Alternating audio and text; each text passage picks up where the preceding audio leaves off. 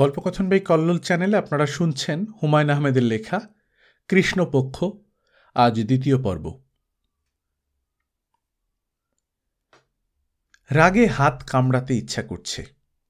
এই বাগধারা কার সৃষ্টি কে জানে।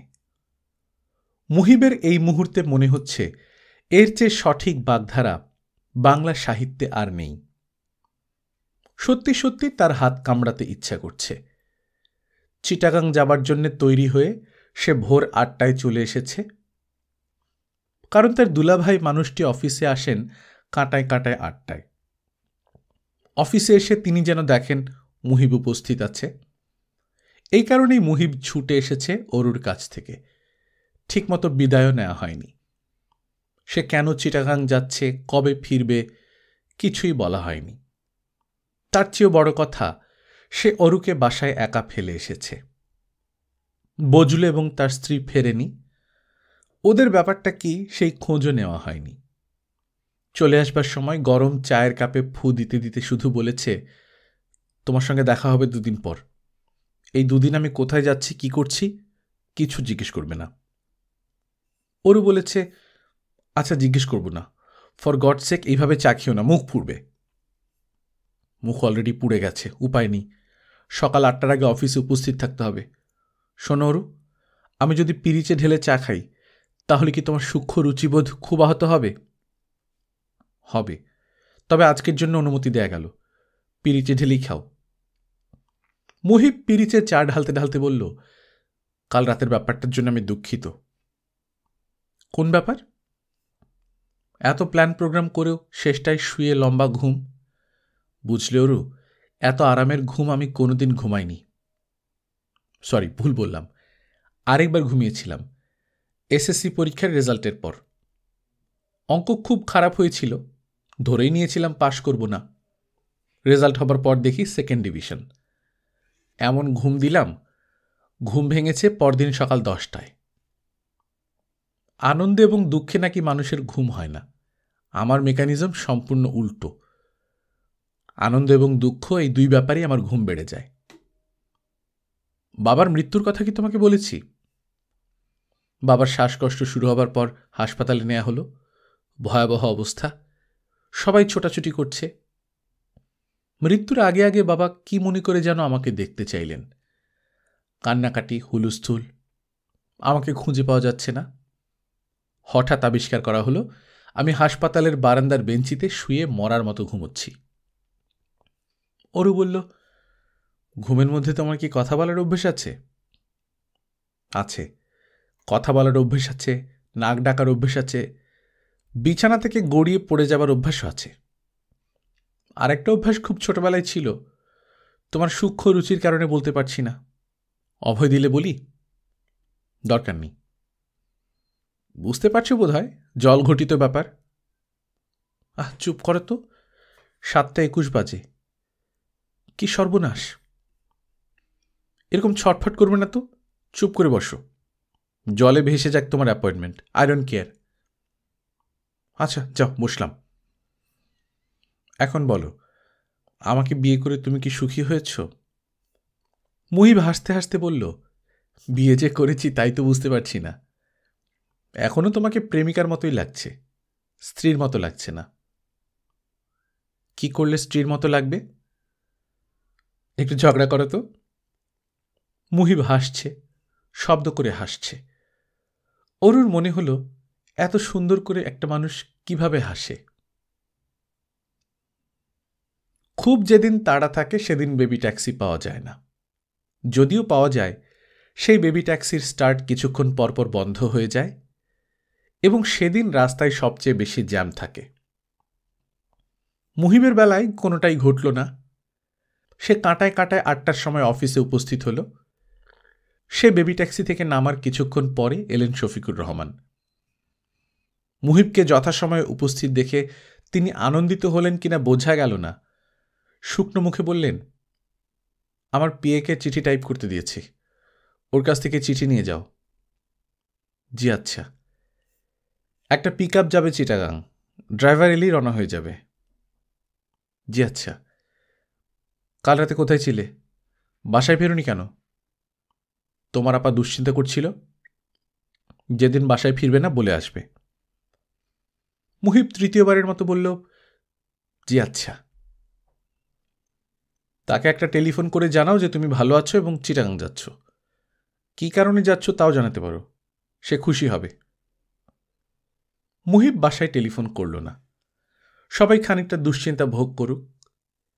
চাকরি হবার পর সে দেখা করবে, আপাকে সালাম করে বলবে, আপা, তুমি হচ্ছে এই পৃথিবীর সর্বশ্রেষ্ঠ মহিলা। তোমার মতো ভালো মেয়ে এই পৃথিবীতে আগেও জন্মায়নি, ভবিষ্যতেও কখনো জন্মাবে না। এই কথাগুলো আপাকে অনেকবার বলতে ইচ্ছা হয়েছে, কখনো বলা হয়নি। এই ধরনের নাটুকে কথা বলা মুশকিল। তাছাড়া নাটুকে কথা শুনে আপা হেসে ফেলে বলতে পারে, এক চড় খাবি। পিকআপের ড্রাইভার সকাল 10টায় এসে উপস্থিত হল। বিরস মুখে বলল, গাড়ির ব্রেকে গন্ডগোল আছে, ব্রেক ঠিক না করে গাড়ি বের করা যাবে না। মুহিব বলল, ব্রেক সারাতে কতক্ষণ লাগবে? এই ধরেন 1 ঘন্টা। ওয়ার্কশপে না নিলে বুঝব না। সে যদি বলতো 1 ঘন্টা 2 লাগবে, তাহলে বজলুর বাসা থেকে ঘুরে আসা যেত। অরু নিশ্চয়ই এখনো যায়নি।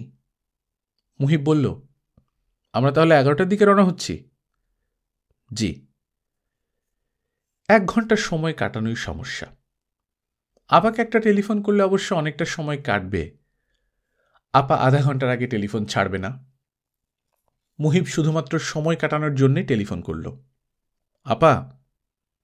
যেবার টেলিফোনই প্রচণ্ড ধমক দিল, কাল রাতে তুই কোথায় ছিলি? নিচে কলাপসিবল গেট আটকে দেয়, আমি রাত 12:30 পর্যন্ত চাবি হাতে বসা। একটা কাজে আটকা পড়ে গিয়েছিলাম। কিসের এত রাজকার্য তোর? তোর কাজ তো একটাই, টোটো করে শহরে ঘোরা। কাল রাতে না এসে ভালো করেছিস, এলে শক্ত করে গালে একটা চড় বসিয়ে দিতাম। কোথায় রাত কাটিয়েছিস? আমার এক ফ্রেন্ডের বাসায়। একটা টেলিফোন কি সেখান থেকে করা যেত না? গরিব ফ্রেন্ড আপা, ওর টেলিফোন নেই। ওর নেই, অন্যদের তো আছে। যে কোনো দোকানে গিয়ে 2 টাকা দিলেই তো টেলিফোন করতে দেয়। একটা ফার্মেসি থেকে টেলিফোন করেছিলাম আপা, লাইন এঙ্গেজ ছিল। খবরদার মিথ্যা বলবি না, তুই মিথ্যা কথা বললে আমি টের পাই। আচ্ছা ঠিক আছে আপা, যাও, আর মিথ্যা বলবো না, সত্যি কথাই বলছি। কাল বিয়ে করেছি আপা, মেয়ের নাম অরু। হ্যালো, শুনতে পাচ্ছ?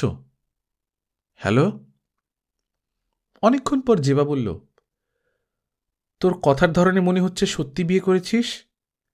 আসলেই করেছিস? হ্যাঁ। আমার গায়ে হাত দিয়ে বল। তোমার গায়ে হাত দেবো কি করে? তুমি তো 5 মাইল দূরে বসে আছো। বিয়ে তাহলে সত্যি করেছিস? হুম। কোর্টে? কোর্টে না, কাজী অফিসে। আমাকে বললে কি আমি ব্যবস্থা করে দিতাম না? অবশ্যই দিতে, তবে দুলাভাই তাতে রাগ করতেন। আমি তাকে রাগাতে চাইনি। আর আমি যে রাগ করলাম সেটা কিছু না। আমার ওপর তুমি রাগ করতে পারবে না, তোমার পক্ষে সেটা সম্ভব না। সম্ভব না কেন? কারণ এই পৃথিবীতে যত মেয়ে জন্মগ্রহণ করেছে এবং ভবিষ্যতে যত মেয়ে জন্মগ্রহণ করবে, তুমি তাদের সবার উপরে। আমাকে খুশি করার চেষ্টা করছিস? তা কিছুটা করছি, তবে সেই সঙ্গে সত্যি কথা বলছি। আমার এখনো বিশ্বাস হচ্ছে না তুই বিয়ে করেছিস। আমার নিজেরও বিশ্বাস হচ্ছে না। মেয়েটা দেখতে কেমন রে? মোটামুটি। মোটামুটি মানে? মোটামুটি মানে অসম্ভব সুন্দর। কালো না ফর্সা? মুখটা খুব ফর্সা, কিন্তু হাত দুটো সেই তুলনায় কালো। হাতে মনে হয় ক্রিম টিম ঘষে না। হাইট কত? কে জানে কত। পাশাপাশি যখন দাঁড়াস তখন সে কি তোর কান পর্যন্ত আসে? আসে বোধ হয়। তাহলে 5 ফুট 3। ওজন? আরে কি মুশকিল, আমি কি তাকে দাড়িপাল্লা দিয়ে মেপেছি? মেয়েটা আছে কোথায় রে এখন? কেন? আমি দেখা করব, বাসায় নিয়ে আসব। অসম্ভব আপা, মেয়ে গোপনে আমাকে বিয়ে করেছে। এটা এতক্ষণে নিশ্চয়ই বাড়িতে জানাজানি হয়েছে। ওদের বাড়িতে এখন কেয়ামত হচ্ছে। হোক কেয়ামত, তুই ঠিকানা বল। ঠিকানা বলতে পারবো না আপা, টেলিফোন নাম্বার দিতে পারি। কিন্তু তোমার পায়ে পড়ছি, ওকে সামনে নেওয়ার সুযোগটা দাও। আজ টেলিফোন করবে না। বেশ, করব না, তুই বাসায় চলে আয়। না, আমি এখন বিদেয় হচ্ছি, তোমার সঙ্গে পরশু দেখা হবে। রাখি আপা। রাখি মানে?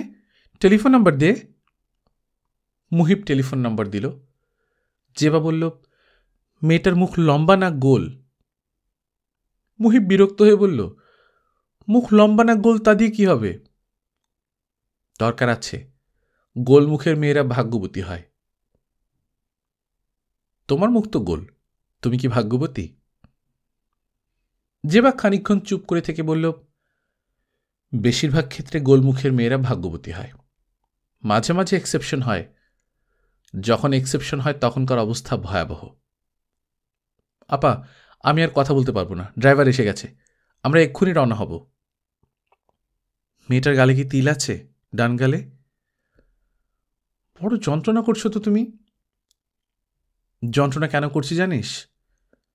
আমি একবার স্বপ্নে দেখেছিলাম তোর বিয়ে হয়েছে গোলমুখের একটা মেয়ের সঙ্গে। সেই মেয়েটার ডান দিকের গালে তিল। অরুর ডান দিকের গালে তিল আছে। সত্যি বলছিস? হ্যাঁ সত্যি। আপা, আমি এখন যাই। ড্রাইভার বেটা দুলাভাইয়ের মতো কঠিন দৃষ্টিতে আমার দিকে তাকাচ্ছে। জেবা খিলখিল করে হেসে ফেলল। মুহিব ড্রাইভারের দিকে তাকিয়ে বলল, আমরা কি এখন রওনা হব নাকি ভাই? না। না কেন?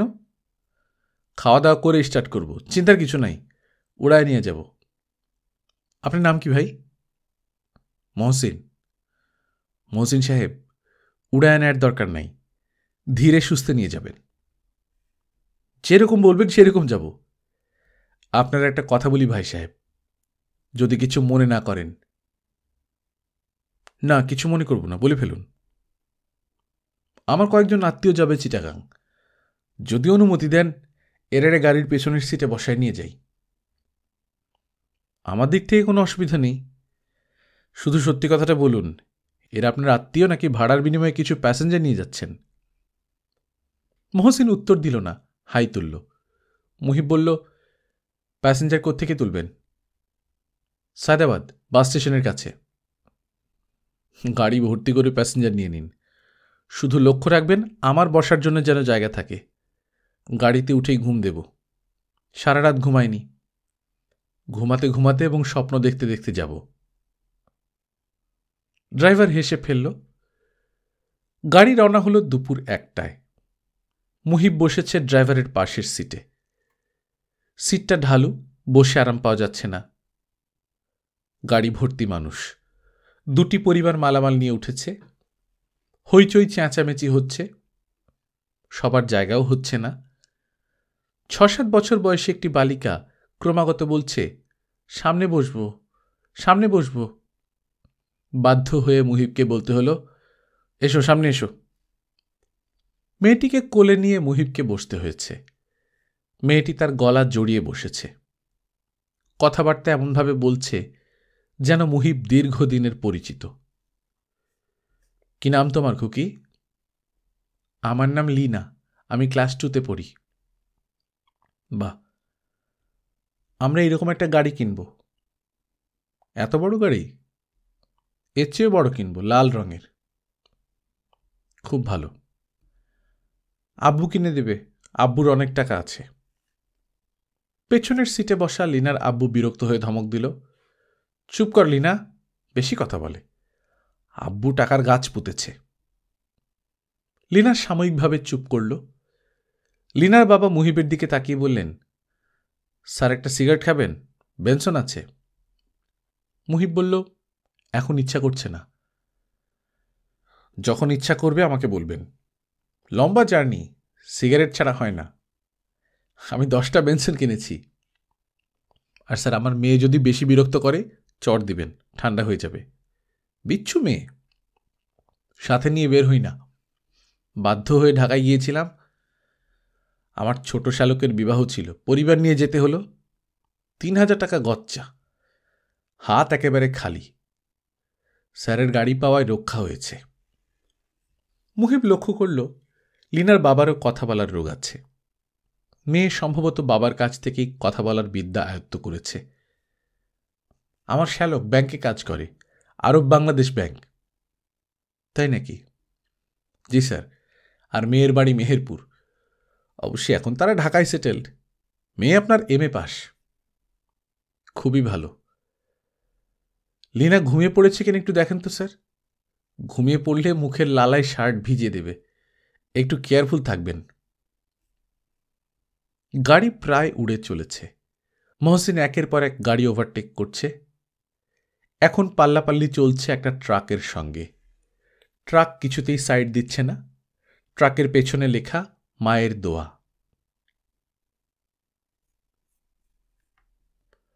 অরুদের বাড়ির নাম রূপনিলয়। 10 কাঠা জায়গা নিয়ে বেশ বড় বাড়ি।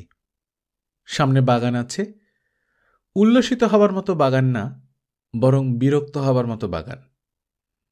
যে কেউ এই বাগান দেখে ভুরু কুঁচকে বলবে, এত সুন্দর জায়গাটাকে গর্ত টর্ত খুঁড়ে সব কি করেছে? আপাত দৃষ্টিতে যেগুলিকে গর্ত বলে মনে হচ্ছে তার কোনোটাই গর্ত নয়, জলাধার। অরুর বাবা জামিল সাহেব এইসব জলাধারের পরিকল্পনা করেছেন, যেখানে ফুটে থাকবে জলপদ্ম। এক একটা জলাধার ঘিরে থাকবে মিনি ফুল বাগান। বাড়ি ঢেকে রাখবে নীল পাতার বাগান বিলাস। বিশেষ ধরনের আকাশী নীল রঙের বাগান বিলাসের চারা আনানো হলো শ্রীলঙ্কা থেকে। 4 বছরের মাথায় পাতা বেরুলে দেখা গেল পাতার রং নীল নয়, গোলাপি। জামিল সাহেব মালিকে ডেকে বললেন, গাছ 3টা কেটে ফেলো। অরু বলল, সে কি বাবা, এত বড় গাছ কেটে ফেলবে? জামিল সাহেব ভারী গলায় বললেন, অবশ্যই কাটব। এই জাতীয় গাছে বাংলাদেশ ভর্তি। নীল পাতা চেয়েছিলাম, এগুলো কি নীল? এখন নীল না, পরে হয়তো নীল হবে। জামিল সাহেব আগের চেয়েও ভারী গলায় বললেন, হয়তো শব্দটা আমি অপছন্দ করি। হয়তো বলে পৃথিবীতে কিছু নেই। ইয়েস অথবা নো। তুমি যদি বলো এই গাছের পাতা অবশ্যই নীল হবে, আমি মালিকে কাটতে নিষেধ করব। অরু চুপ করে গেল। 3টা গাছই কেটে ফেলা হলো। জলপদ্মের বেলাতেও এই ব্যাপার। জলাধারে জলপদ্ম ফুটল না। বিশেষজ্ঞ হর্টিকালচারিস্ট বললেন, পানির গভীরতা কম বলেই পদ্ম ফুটছে না, আরও 2 ফুট গভীর করে দিন, তাহলেই হবে। জামিল সাহেব জলাধার আরও 2 ফুট গভীর করলেন। পদ্ম ফুটল না। হর্টিকালচারিস্টকে আবার ডেকে আনা হলো। তিনি বললেন, বেশি গভীর হয়ে গেছে। বেশি গভীর হয়েছে? জি, অবশ্যই বেশি হয়েছে। জলপদ্মের বিষয়ে আপনি জানেন তো? জানব না মানে? কি বলছেন আপনি? আমার ধারণা আপনি একজন মহামূর্খ। জলপদ্ম কেন, কোনো পদ্ম সম্পর্কেই আপনি কিছু জানেন না। যেহেতু এটা মূর্খের দেশ, তাই করে খাচ্ছেন। আপনি দয়া করে বিদায় হন। জলপদ্ম প্রজেক্ট বাতিল হয়ে গেল। জলাধার চারপাশে মিনি বাগান প্রজেক্টও বাতিল। জামিল সাহেব এখন পুরো বাগান নিয়ে নতুন করে চিন্তাভাবনা করছেন। চিন্তাভাবনা শেষ হয়নি বলে বাগান শুরু হয়নি। যেহেতু মালি একজন আছে, নিয়মিত বেতন নিচ্ছে, সেহেতু সে এলোমেলোভাবে কিছু গাছ লাগিয়েছে। বেশিরভাগই গোলাপ। গোলাপ জামিল সাহেবের অপছন্দের ফুল, কিন্তু তার ছোট মেয়ে গোলাপ পাগল বলে তিনি গাছগুলো এখন পর্যন্ত সহ্য করে যাচ্ছেন। জামিল সাহেবের বয়স 65। স্বাস্থ্য শুধু যে ভালো তা না, অতিরিক্ত রকমের ভালো। দারোগা হয়ে চাকরিতে ঢুকেছিলেন, ডিআইজি হয়ে রিটায়ার করেছেন। সারদা পুলিশ একাডেমিতে ট্রেনিং নিতে যাবার আগের দিন তার বাবা নবীগঞ্জ হাই স্কুলের অ্যাসিস্ট্যান্ট হেডমাস্টার মুত্তালেব সাহেব তাকে নিয়ে বাড়ির পেছনে চলে গেলেন। সেখানে জামিল সাহেবের মায়ের কবর। মুত্তালেব সাহেব বললেন, তুমি তোমার মায়ের কবর ছুঁয়ে প্রতিজ্ঞা করো যে চাকরি জীবন সৎ পথে কাটাবে। এমন চাকরিতে ঢুকেছ যেখানে সৎ থাকা খুবই কঠিন। প্রতিজ্ঞা করো। জামিল সাহেব বললেন, প্রতিজ্ঞা করার প্রয়োজন নেই। জানি প্রয়োজন নেই, তবু করো। তিনি প্রতিজ্ঞা করলেন। এই প্রতিজ্ঞা রিটায়ার করার দিন পর্যন্ত বহাল রেখেছেন। বেতনের প্রতিটি পয়সা হিসেব করে খরচ করেছেন। রিটায়ার করার পর জীবনের সমস্ত সঞ্চয় দিয়ে বাড়ি করলেন। দোতলা করার ইচ্ছা ছিল, একতলা করতেই সব শেষ হয়ে গেল। ভাগ্যিস সস্তার সময় 10 কাঠা জায়গা কেনা ছিল। জামিল সাহেবের আর্থিক অবস্থা এখন মোটেই সুবিধার না। সঞ্চয় কিছু নেই। পেনশনের অর্ধেক বিক্রি করে দিয়েছেন বলে প্রতি মাসে যা পান তার পরিমাণ নগণ্য। জামিল সাহেবের স্ত্রী রাহেলা একটি কলেজে অধ্যাপনা করেন। এই টাকাটা সংসারে লাগে। মোটামুটি অভিজাত এলাকায় একটি চমৎকার বাড়ি। বাড়ির সামনে বাগান এবং 24 ঘন্টার একজন মালি দেখে এই পরিবারের আর্থিক অবস্থা সম্পর্কে যে কেউ বিভ্রান্ত হতে পারে। বিভ্রান্ত হবার কিছু নেই। পরিবারটির আর্থিক অবস্থা শোচনীয়। জামিল সাহেবের ছোট মেয়ে অরুর বিয়ে ঠিক হয়ে আছে। সেই বিয়ে কিভাবে দেয়া যাবে তা জামিল সাহেব ভেবে পাচ্ছেন না। তার মেজাজ খুব খারাপ যাচ্ছে। তার ভয়ঙ্কর মেজাজে বাড়ির সবাই আতঙ্কগ্রস্ত। কারণ মানুষটির এর আগে 2 বার স্ট্রোক হয়েছে। তৃতীয়বারের ধাক্কা সইতে না পারারই কথা। অরু রিকশা থেকে খুব ভয়ে ভয়ে নামল। বাসায় কি হচ্ছে কে জানে। ভয়ঙ্কর কিছু একটা নিশ্চয়ই হচ্ছে, কিংবা হয়ে গেছে। বাবা খুব সম্ভবত হাসপাতালে। মিরু তার ছোট বোনের গোপনে বিয়ে করার খবর বাবাকে দেবে আর তিনি স্বাভাবিক থাকবেন, এই আশা করাটা দুরাশা মাত্র। বাড়িতে কাল রাতে কি ঘটেছে তা অরু খুব ভালো কল্পনা করতে পারছে। আপা বিয়েবাড়ি থেকে ফিরল রাত 9টায়। মার সঙ্গে গল্প টল্প করে রাত 10টায় ঘুমোতে গেল। তখন তার হাতে চিঠি পড়ল। চিঠি পড়ার পর খানিকক্ষণ মাথায় হাত দিয়ে বসে থাকার পর সে একটা বিকট চিৎকার দিল। মা ছুটে এসে বললেন, কি হয়েছে? সে নিজেকে সামলে নিয়ে বলল, কিছু না মা, ঘুমাও। মা বললেন, হাতে কার চিঠি? মা চিঠি পড়লেন। বাবা পড়লেন। বাবার স্ট্রোক হল। তাকে নিয়ে দুপুর রাতে সবাই গেল হাসপাতালে। এখনো সবাই হাসপাতালে, কেউ ফেরেনি। এ কারণেই বাড়ি খালি। মালি মতিভাইকেও দেখা যাচ্ছে না। সকালবেলা খুরপি হাতে মতিভাই সবসময় বাগানে থাকে, আজ কেন থাকবে না? অরু গেট খুলে বাগানে ঢুকল। মতিভাইকে দেখা যাচ্ছে, ঝাঁঝরি করে পানি নিয়ে আসছে। অরু ভয়ে ভয়ে বলল, মতিভাই, বাসার অবস্থা সব ভালো? মতি বলল, হ। তার মানে সে কিছুই জানে না। মতিকে কিছু জিজ্ঞেস করাই ভুল হয়েছে। বাগান ছাড়া সে অন্য কিছু জানে না, জানার আগ্রহও নেই। এই বাড়ির একটা মানুষ মরে গেলে সে যতটা কষ্ট পাবে তার চেয়ে অনেক বেশি কষ্ট পাবে একটা গোলাপ গাছ মরে গেলে। মতিভাই, বাসায় কি কেউ নেই? আছে, খালি আম্মা গেছে কলেজে। বাবা আছেন? হ। তার মানে কি, চিঠি পড়েও বাবা নিজেকে সামলে নিয়েছেন, অপেক্ষা করছেন তার জন্যে? বৃষ্টি অবস্থাটা এড়াবার জন্যে মা বাইরে চলে গেছেন। Aru calling bell টিপল।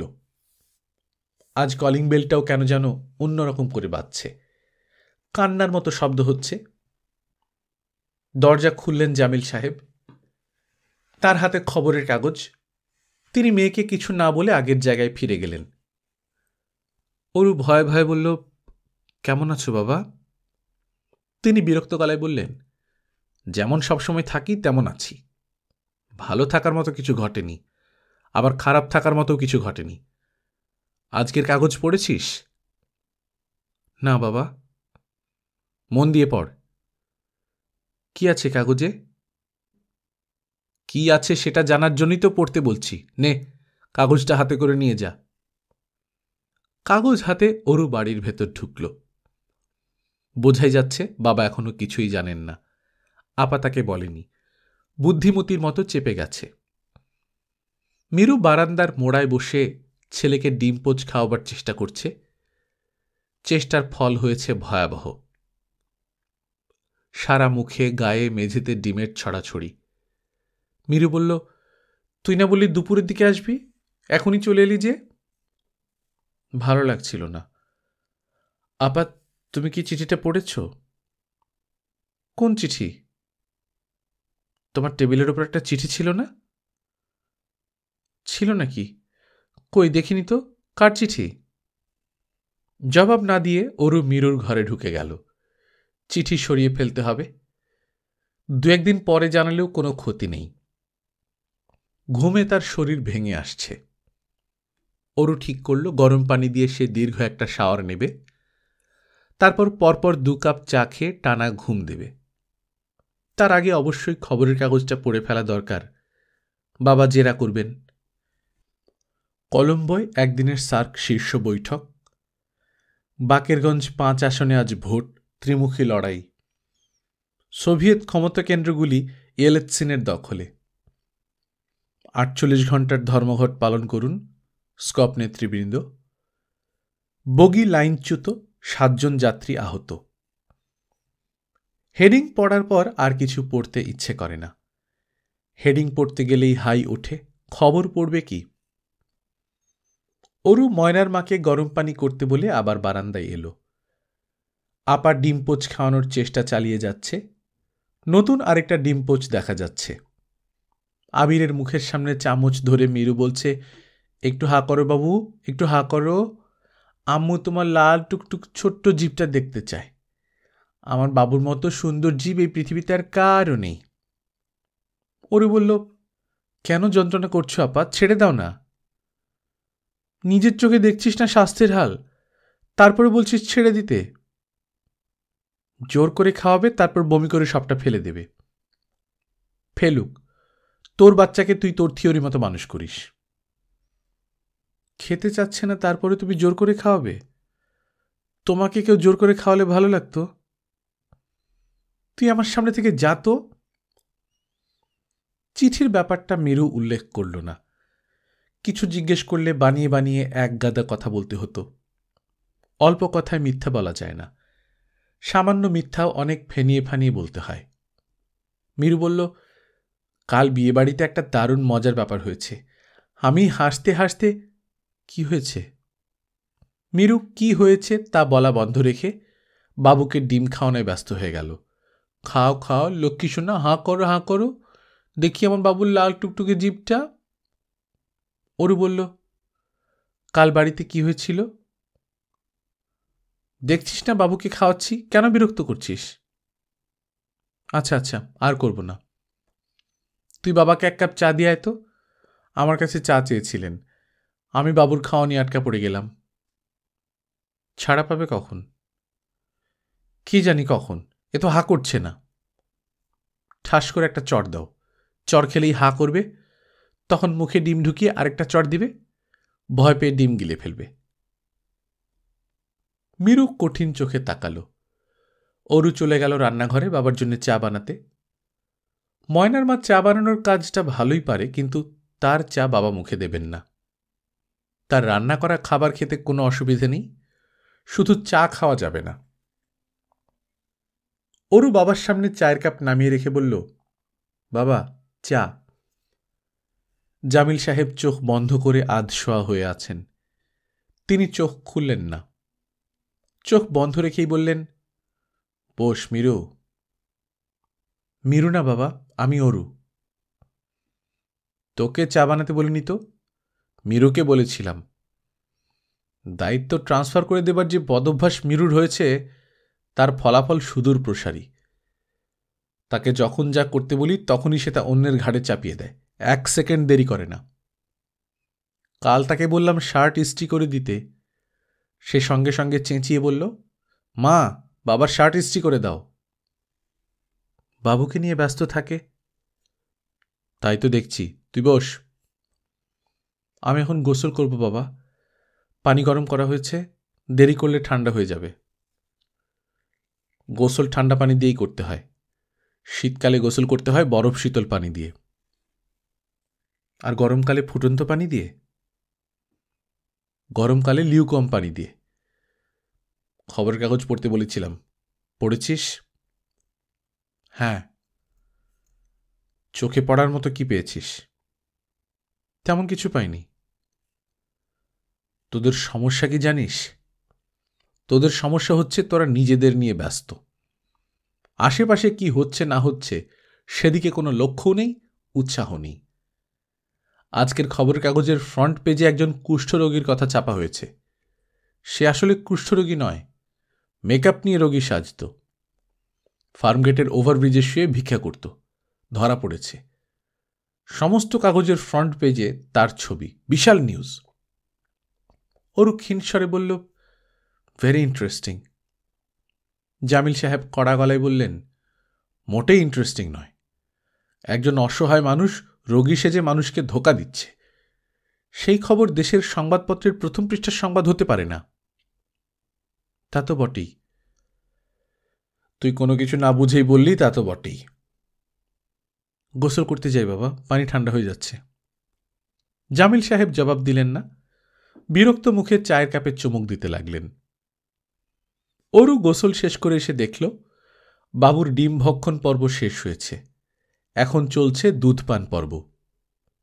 দুধও ডিমের মতো চামচে করে খাওয়ানো হচ্ছে। চুল আঁচড়াতে আঁচড়াতে অরু বলল, আপা এক কাজ করো, ফুটবলের পাম্পার কিনে আনো, তারপর সেই ফুটবল পাম্পারে দুধ ভরে বাবুর মুখে পাম্প করে দাও। মিরু বলল, এইসব রসিকতা আমার ভালো লাগে না। তোমার তো এখন পৃথিবীর কোনো কিছুই ভালো লাগে না।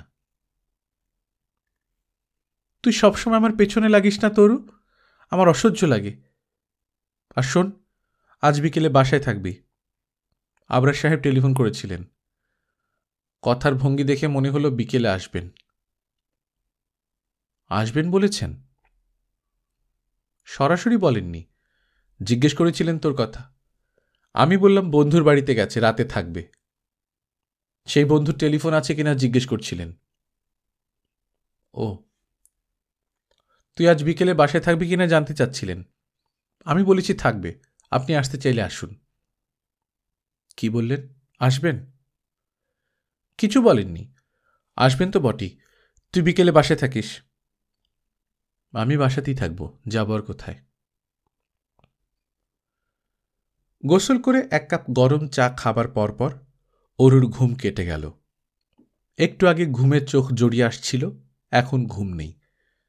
শরীরে কোনো ক্লান্তিবোধও নেই।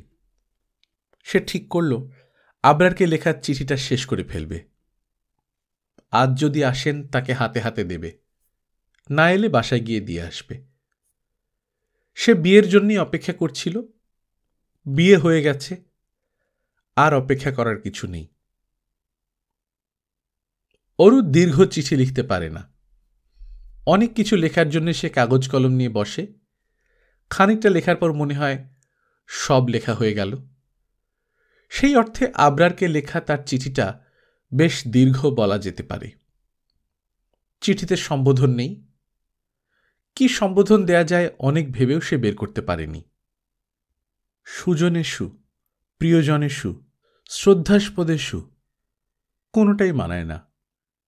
তাছাড়া চিঠি যতটুকু লিখে রেখেছে তার কাছে ভালো লাগেনি। মনে হয় পুরো ব্যাপারটা আরো সুন্দর করে, আরো গুছিয়ে লেখা যেত। আপনি নিশ্চয়ই আমার এই দীর্ঘ চিঠি দেখে আঁতকে উঠে ভাবছেন ব্যাপারটা কি। হাতের লেখা দেখেও নিশ্চয়ই বিরক্ত হচ্ছেন। ভাবছেন এই মেয়েটার হাতের লেখা এত বাজে কেন। এই জীবনে আমি যত বকা খেয়েছি তার 60% হচ্ছে খারাপ হাতের লেখার জন্যে। এসএসসি এবং এইচএসসিতে আমি কোনো মতে টেনে টুনে ফার্স্ট ডিভিশন পেয়েছি। আমার ধারণা আমি আরও ভালো করতাম। এক্সামিনাররা হয়তো আমার হাতের লেখা পড়তেই পারেননি। আপনিও পড়তে পারছেন কিনা জানি না। পুরো চিঠি যদি না পড়েন তাহলে এক্সামিনারদের মতো আপনিও আমাকে অনেক কম নম্বর দেবেন। দয়া করে পড়ুন। বুধবার আমার বিয়ে হবার কথা। আজ সোমবার, বিয়ের এখনো 2 দিন দেরি। আমি ঠিক করে রেখেছি চিঠি শেষ করে রাখব, আপনাকে দেব না। আপনাকে দেয়া হবে বিয়ের একদিন পর। যেহেতু আপনি এখন চিঠি পড়ছেন, আপনি ধরে নিতে পারেন যেদিন বিয়ে হবার কথা ছিল সেদিনই হয়েছে। যার সঙ্গে বিয়ে হয়েছে আপনার তুলনায় সে অতি নগণ্য মানুষ, কমনার। এমএ পাশ করেছে, কোনো মতে একটা সেকেন্ড ক্লাস জোগাড় করেছে, চাকরির সন্ধানে ঘুরছে শিকারী কুকুরের মতো। যেখানেই তার মনে হয়েছে চাকরির সম্ভাবনা আছে, সেখানেই সে উপস্থিত হয়েছে। আপনি শুনলে নিশ্চয়ই হাসবেন। চাকরির জন্য সে ময়মনসিংহের মদনের এক পীর সাহেবের মাজার জিয়ারত করে এসেছে। এখনো কিছু হয়নি, চট করে যে হবে সে সম্ভাবনাও ক্ষীণ। দেশের চাকরি বাকরি এখন পীর ফকিরদের হাতে না, যাদের হাতে তারা মুহিবকে চাকরি দেবে না। বুঝতেই পারছেন, ওর নাম মুহিব। যেসব জিনিস মেয়েরা পছন্দ করে না তার সবই মুহিবের মধ্যে আছে। রুচি এক বস্তু তার নেই। এমন সব কুৎসিত রঙের শার্ট পরে সে আসে যে সুস্থ মাথায় কোনো মানুষ কিনতে পারবে না। একবার সে একটা গোলাপি রঙের হাওয়াই শার্ট পরে উপস্থিত হয়েছিল, সিল্কের শার্ট। সেকেন্ড হ্যান্ড মার্কেট থেকে 33 টাকায় কিনেছে, এবং তার ধারণা হয়েছে এত সুন্দর শার্ট সে তার জীবনে আগে কখনো পরেনি। সে অসম্ভব ভীরু। একদিন তাকে নিয়ে আমি পাবলিক লাইব্রেরির সামনের রাস্তা দিয়ে হাঁটছি, হঠাৎ বদ টাইপের এক আধবুড়ো লোক ইচ্ছে করে আমাকে ধাক্কা দিয়ে এগিয়ে গেল। আমি থমকে দাঁড়িয়ে বললাম, ওই বুড়োটাকে ডেকে জিজ্ঞেস করতো এটা কেন করল। মুহিব বলল, আহা বাদ দাও না, পথ চলতে ধাক্কা লাগে না। আমি কঠিন গলায় বললাম, এটা পথ চলতে ধাক্কা নয়, তুমি এক্ষুনি গিয়ে বুড়োকে ধরে আনো। মুহিব সিগারেট ধরাতে ধরাতে বলল, আমি নাটক করতে পারবো না। বুড়ো যদি ইচ্ছে করে ধাক্কা দিয়েই থাকে, তাহলে আমি এখন বললে তো আর ধাক্কা ফেরত চলে যাবে না। তা যাবে না, তবে সে সাবধান হবে। তাকে সাবধান করার দায়িত্ব নিতে ইচ্ছা করছে না। তুমি পুরো ব্যাপারটা ভুলে যাও তো, তুচ্ছ জিনিস মনে ধরে রাখলে চলে না। রাগে আমার গা জ্বলে গেল। তার কাছে সবই তুচ্ছ জিনিস। সে থাকে তার বোনের সঙ্গে, তার দুলাভাই তাকে দিনরাত অপমান করে। অপমানের দু একটা নমুনা শুনে আমার মাথায় আগুন ধরে গেছে, কিন্তু সে নির্বিকার। তার কাছে এসব হচ্ছে তুচ্ছ জিনিস। তার টাইপ সম্পর্কে বুঝবার জন্য একটা ঘটনা শুধু উল্লেখ করি। আপনি অসম্ভব বুদ্ধিমান। একটি ঘটনা থেকেই তার চরিত্র ধরে ফেলতে পারবেন। বেশি দিন আগের কথা না, মাস 3 হবে। তার সঙ্গে গল্প করতে করতে আসছি, সে হঠাৎ বলল, 1 সেকেন্ড দাঁড়াও, বাথরুম সেরে আসি। আমি হতভম্ব হয়ে বললাম, কোথায় বাথরুম সারবে? সে নির্বিকার ভঙ্গিতে বলল, রাস্তার পাশে, ট্রেন আছে তো, দাঁড়িয়ে দাঁড়িয়ে ঝামেলা চুকিয়ে ফেলব, নো প্রবলেম। আমি বললাম, রাস্তায় শত শত লোক যাওয়া আসা করছে, এর মধ্যে তুমি বাথরুম সারবে? হ্যাঁ। তুমি কি প্রায়ই এরকম করো? আমার মতো যুবক যাদের কাজই হচ্ছে সারাদিন শহরে ঘুরে বেড়ানো, বাথরুম সারার কাজ তাদেরকে এভাবেই করতে হয়। এটা তো সান ফ্রান্সিসকো শহর নয় যে রাস্তার মোড়ে মোড়ে পাবলিক টয়লেট থাকবে। তুমি যদি সত্যি এরকম করো, আমি কিন্তু চলে যাব, আর কখনো আমার দেখা পাবে না। তুমি কি চাও আমি ব্ল্যাডার ফেটে মারা যাই? এই বলে সে আমাকে সম্পূর্ণ উপেক্ষা করে রাস্তার পাশের একটি আম গাছের দিকে এগিয়ে গেল। এ থেকে নিশ্চয়ই আপনি ওর মানসিক গঠন বুঝতে পারছেন। আপনার সঙ্গে ওর কোনো মিল নেই। চিঠি এই পর্যন্ত পড়েই অরুর ঘুম পেয়ে গেল। ময়নার মা ঘরে ঢুকে বলল, আফা, আপনারে বড় আফা ডাকে। অরু বিরক্ত মুখে বলল, কেন? বাবু বমি করতেছে। বমি করবে তা তো জানা কথাই, এতক্ষণ যে করেনি তাই ভেবে আশ্চর্য হচ্ছি। আপাকে গিয়ে বলো আমি যেতে পারবো না, আমি এখন ঘুমোবো। খবরদার, দুপুরে আমাকে ডাকতে পারবে না, ভাত খাওয়ার জন্য ডাকবে না। যদি টেলিফোন আসে বলবে আমি বাসায় নেই। ময়নার মা চলে যাবার পর মিরু দরজা ধরে দাঁড়ালো, রাগী গলায় বলল, বাবু বমি করছে আর তুই আসছিস না? তুই তো দিন দিন অমানুষ হয়ে যাচ্ছিস অরু। অরু বলল, আমি ঘুমুচ্ছি আপা, ডিস্টার্ব করো না। বমি করে বাবুর পেট খালি হয়ে গেছে, ওকে আবার ডিম দুধ খাওয়াও। তুই এমন হয়ে যাচ্ছিস কেন? কেমন হয়ে যাচ্ছি? একজন ইনসেনসিটিভ মানুষ, দয়ামায়া নেই। আমার দয়ামায়া দেখানো ঠিক হবে না আপা। আমি দয়ামায়া দেখাতে গেলেই সবাই বলবে মায়ের চেয়ে মাসির দরদ বেশি। এটা ঠিক হবে না। তোর দুলাভাই তোকে গত মাসে চিঠি লিখেছে, তুই জবাব দিয়েছিস? না। না কেন? সবাইকে কি চিঠি লিখতে ইচ্ছে করে? চিঠি লেখা যায় খুব সিলেক্টেড কজনকে, দুলাভাই তার মধ্যে পড়েন না। মীরু রাগ করে চলে গেল। অরু আবরারকে লেখা চিঠিটা আবার পড়ল। পছন্দ হল না, আরও গুছিয়ে লিখতে হবে। হাতের লেখাও ভালো হয়নি, লাইন টানা কাগজে লিখতে হবে। ঘুমে চোখ জড়িয়ে আসছে। ঘুম ঘুম অবস্থায় লেখা চিঠিগুলো সুন্দর হয়। কেমন করে যেন চিঠিতে কিছু স্বপ্ন ভাব চলে আসে। অরু খাতা নিয়ে উপুড় হল, পায়ের উপর চাদর ছড়িয়ে দিল। জানালা দিয়ে রোদ এসে গায়ে পড়েছে, খুব আরাম লাগছে। অরু লিখতে শুরু করল। প্রথমেই সম্বোধন। সম্বোধনটাই কঠিন, সম্বোধনে অনেকখানি বলা হয়ে যায়। অরু লিখল, প্রিয়তমেষু। এই সম্বোধনের চিঠি আবরার সাহেবকে পাঠানো যায় না, এই চিঠি মুহিবের জন্যে। এটা মন্দ না, মুহিব ফিরে এলে সে অনেকদিন দেখা করবে না, পালিয়ে পালিয়ে বেড়াবে কিংবা চলে যাবে মামার বাড়ি কেন্দুয়ায়। মুহিব যখন চিন্তায় চিন্তায় অস্থির, তখন হঠাৎ চিঠি পাবে। গল্পকথন বাই কল্লোল চ্যানেলে আপনারা শুনছেন হুমায়ুন আহমেদের লেখা কৃষ্ণপক্ষ। আজ দ্বিতীয় পর্ব। আমরা নিয়মিত গল্প পাঠ করে শোনাচ্ছি। আপনারা যারা প্রথমবার মতো শুনছেন, কাইন্ডলি সাবস্ক্রাইব করে নেবেন। গল্প পাঠ ভালো লাগলে বন্ধুদের সঙ্গে শেয়ার করবেন। নিজে ভালো থাকবেন, আশেপাশের লোকজনকে ভালো রাখবেন। টাটা।